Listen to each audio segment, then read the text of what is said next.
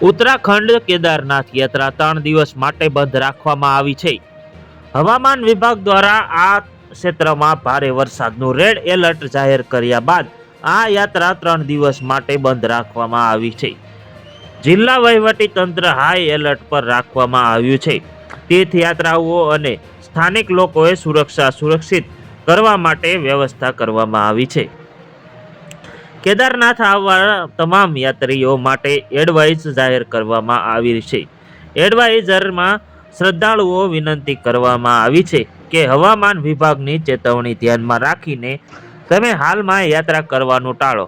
DM પ્રતીક જૈન જિલ્લાના તમામ વિભાગોને એલર્ટ મોડ પર રહેવાનો નિર્દેશ આપ્યો છે। હવામાન વિભાગે 12, 13 અને 14 ઓગસ્ટના રોજ રુદ્રપ્રયાગ સહિત ઉત્તરાખંડ અલગ અલગ જિલ્લાઓમાં ભારે વરસાદની ચેતવણી આપી છે। ભારે વરસાદની ચેતવણીને ધ્યાનમાં રાખીને વહીવટી તંત્ર હાઈ એલર્ટ પર રાખવામાં આવ્યું છે। જિલ્લા અધિકારી પ્રતીક જૈન જણાવ્યું કે વહીવટી તંત્રએ 12, 13 ને 14 ઓગસ્ટ માટે કેદારનાથ યાત્રા સ્થગિત કરી છે। હવામાન વિભાગે રુદ્રપ્રયાગ અને રાજ્યના અન્ય જિલ્લાઓમાં ભારે અતિ ભારે વરસાદનું રેડ એલર્ટ ઓરેન્જ એલર્ટ જાહેર કર્યું છે। તેમને ધ્યાનમાં રાખીને વહીવટી તંત્ર એલર્ટ પર રાખવામાં આવ્યું છે। સુરક્ષાની પણ સતત વ્યવસ્થા કરવામાં આવી છે।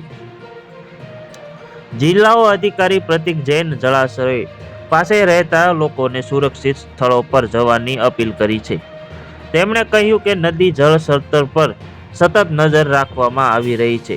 પોલીસ, લોક નિર્માણ વિભાગ અને ડિવાઇસ મેનેજમેન્ટ ટીમો સહિત તમામ સરકારી કર્મચારીઓ સતર્ક રહેવા માટે કહેવામાં આવ્યું છે। અમે હવામાન અનુકૂળ થવા માટે કેદારનાથ યાત્રા ફરી શરૂ કરવા અંગે અપડેટ આપીશું।